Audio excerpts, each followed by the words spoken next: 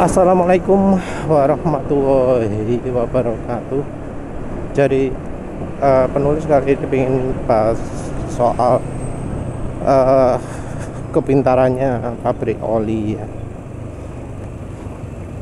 Kalau dari mekanik, dari yang lain-lain, konsumen pemerhati pelumas, pemerhati oli, itu sering ngomong ya, yang namanya insinyur pabrikan itu pasti pinter. Insinyur pabrikan pasti bisa membuat oli yang cocok untuk kendaraannya. Kendaraan modern, olinya adalah oli modern. Jadi kalau kendaraannya sudah keluaran sekarang, API-nya harus SP. API-SN itu wis termasuk kuno, API-SL itu ketinggalan zaman. Banyak kan ya yang ngomong seperti itu. Oli yang bagus itu apa saja sih? Cirinya apa? Oli yang bagus itu ya mesin bersih, performa mesin terjaga, nggak jadi lambat, selalu kencang terus, dipakai ngebut enak, dipakai macet-macetan enak, tidak ada rembes, tidak ada lumpur, nggak ada varnish, nggak ada kuning-kuning ya, bersih, betul-betul bersih. Oli yang bagus kan seperti itu ya. Ya walau kemudian ada yang aneh-aneh, jadi muncul apa? Oh, lumpur itu normal. Oh, kuning-kuning itu normal. Oh, rembes itu normal. Ya, dia pakai standar apa loh ngomong gitu itu ya. Tapi yang jelas harusnya oli modern itu bisa membuat mesin bersih, bisa membuat mesin bebas dari lumpur, bebas dari kuning-kuning, nggak ada rembes. Mau motor, mau mobil, nggak ada rembes. Nah, itu oli yang modern. Tapi apa yang terjadi? Ada yang mengalami rembes, ada yang mesinnya itu kuning-kuning atau bahkan berlumpur, bahkan sampai ada yang haus ya. Muncul kemudian alasan-alasan, oh, untuk apa, mesin sekarang ini emang karakternya begitu ya. Mesin modern itu panas, kompresinya tinggi-tinggi semua, tenaganya gede-gede semua, terlalu irit, busi aja sampai putih gitu ya.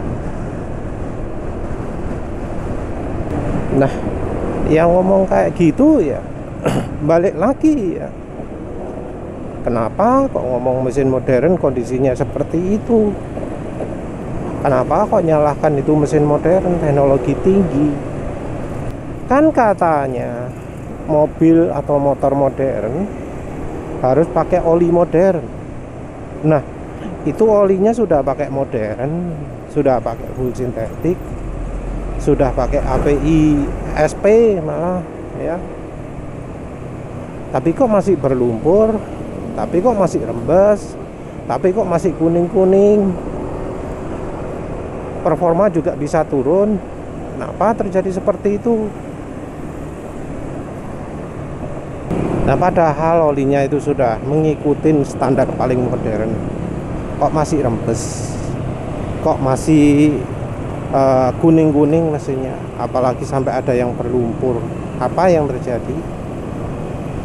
Itu karena insinyur pabrikannya nggak pinter mereka.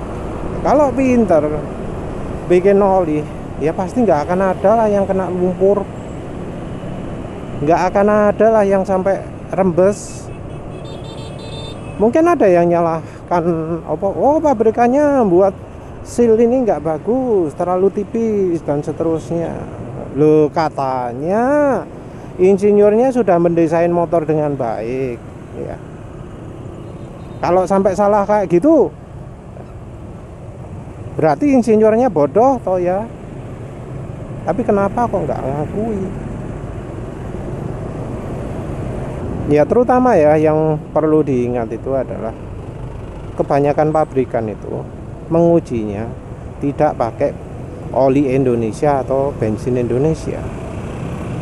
Padahal yang namanya sekarang ini kualitas oli Indonesia ya jauh lah dengan oli kelas pabrikan sana. Oli pabrikan sana minim logonya logo beneran API.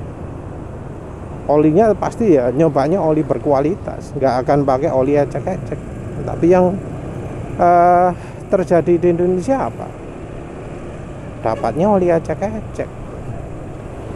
Kita ngomong dari sisi pabrikan otomotifnya ya, pabrikan mobilnya, pabrikan motornya, mereka desain motor pakai bensinnya jelas bukan bensin Pertamina, olinya juga jelas bukan oli Indonesia.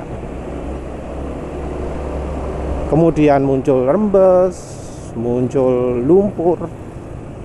Ya itu karena segitu bodohnya insinyur pabrikan otomotif ya, yang berpikir oh oli di Indonesia itu kualitasnya sama.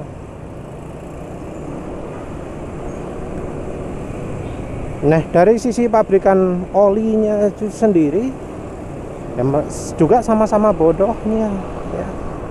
Menurut penulis bukan hanya sengaja saja, yang niatan bikin oli bagus pun sama-sama dibodohi oleh yang jualan bahan dasar olinya.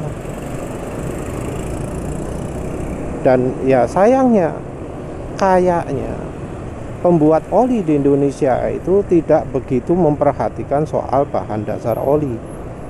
Mungkin karena dianggap oh bahan dasar oli itu yang paling murah dari keseluruhan biaya pembuatan oli.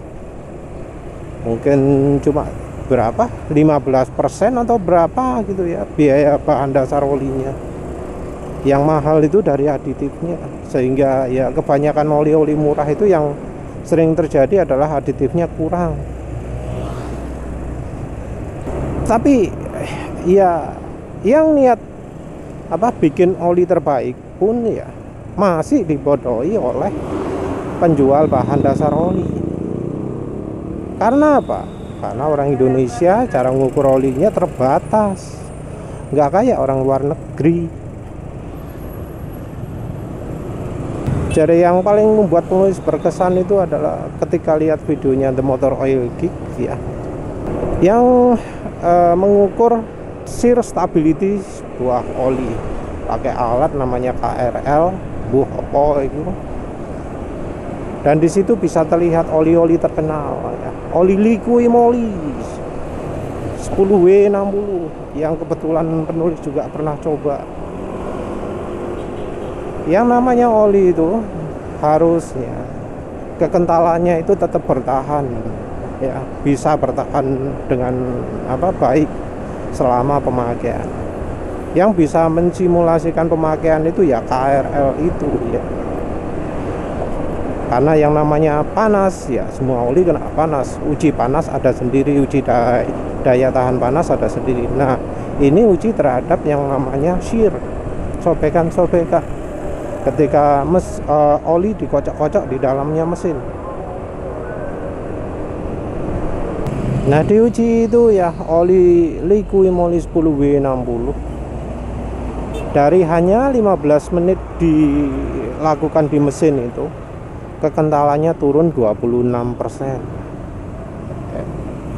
Piro pokoknya gede lah persenannya, hampir 30% lah. 28 dapat piro ya, bu lali, pokoknya gede lah. Padahal ya ada oli-oli yang lain itu sama-sama grup 3, ada yang grup 4, dicampuri additive viscosity index improver juga buatannya LZ. Apa ya LZ itu sembuh, kekentalannya turun hanya 1%, 1% berapa gitu.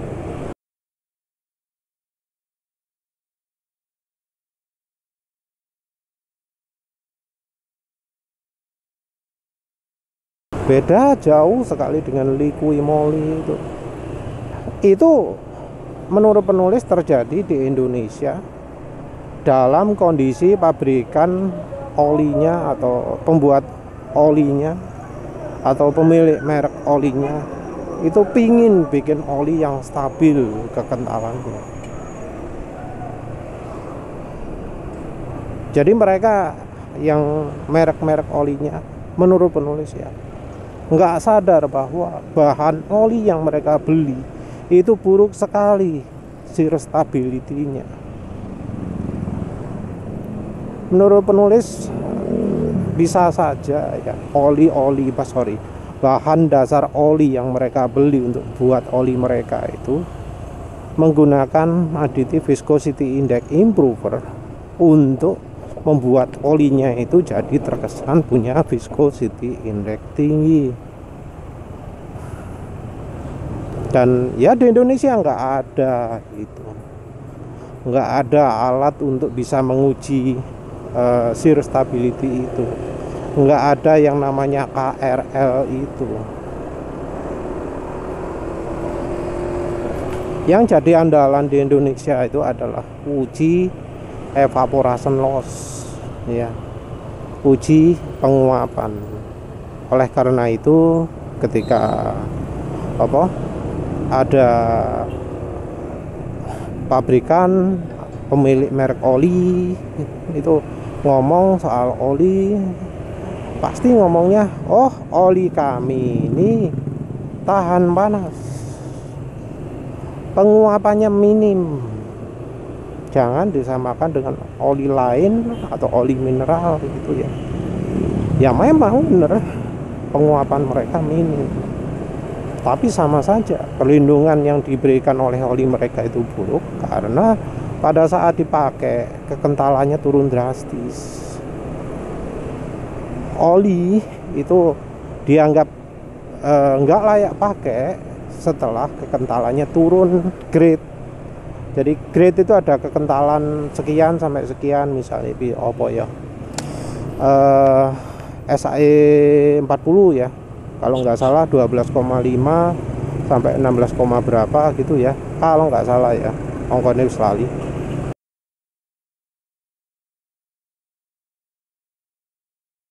Nah kalau olinya kemudian turun kekentalannya kurang dari 12,5, itu sudah dibilang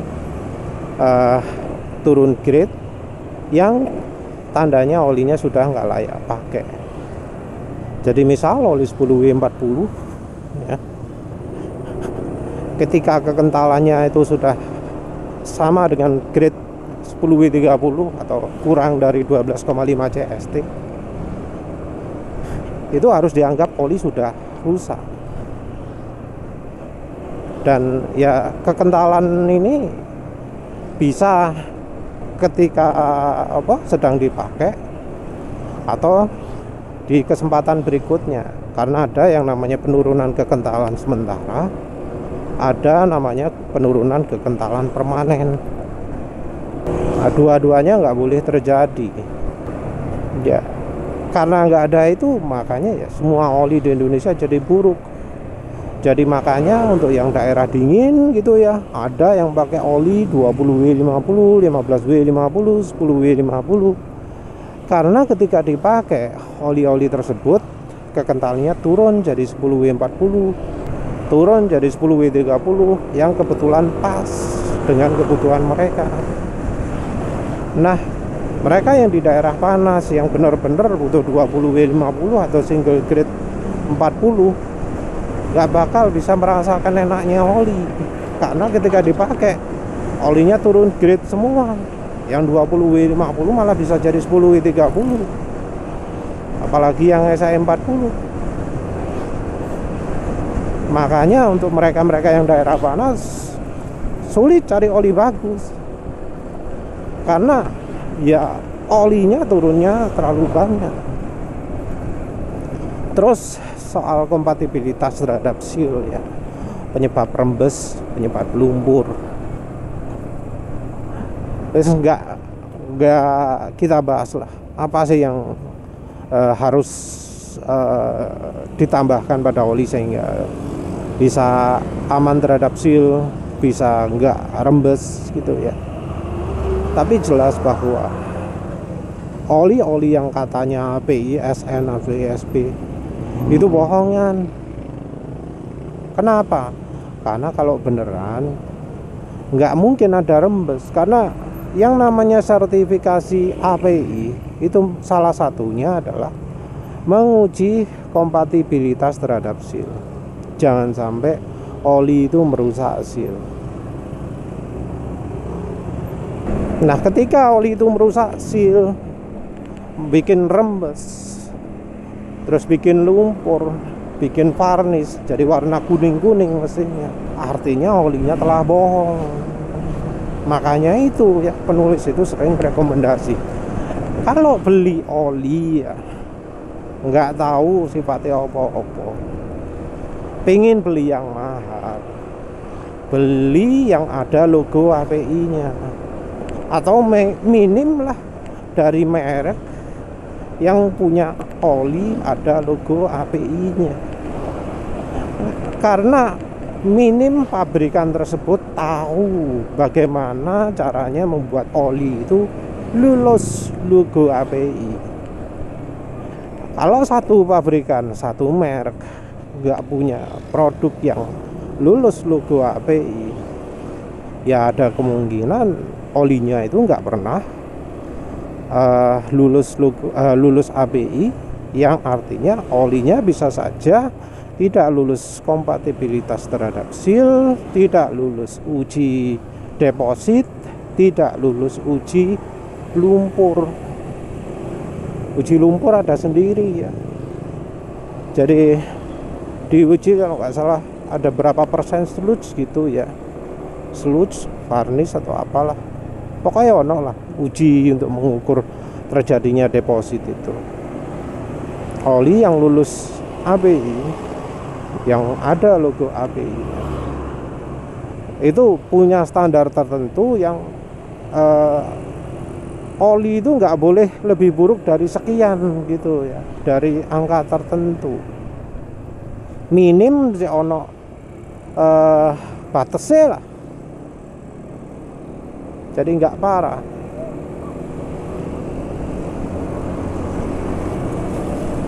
Tapi ya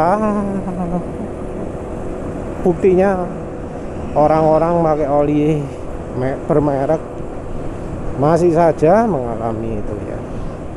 Ya wis lah, masih dianggap pinter aja pabrik olinya. Sekarepmu lah, motor-motormu, mobil-mobilmu ingin bayi berlumpur ya terserah kan ya. Ya wis lah, itu saja. Terima kasih sudah menonton. Assalamualaikum warahmatullahi wabarakatuh.